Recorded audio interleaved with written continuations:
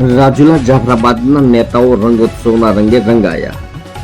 ધૂળેટીના પર્વ પર ધારાસભ્ય હીરાભાઈ સોલંકી અલગ અંદાજમાં જોવા મળ્યા। હીરાભાઈ સોલંકીએ પોતાના નિવાસ સ્થાને ઢોલ વગાડ્યો। ઢોલીઓના સંગે ઢોલ વગાડીને હીરાભાઈ સોલંકીએ રંગોત્સવ પર્વની ઉજવણી કરી। તો પૂર્વ ધારાસભ્ય અમરીશભાઈ ડેર પોતાના ફાર્મ ઉપર રંગોત્સવની ઉજવણી કરી।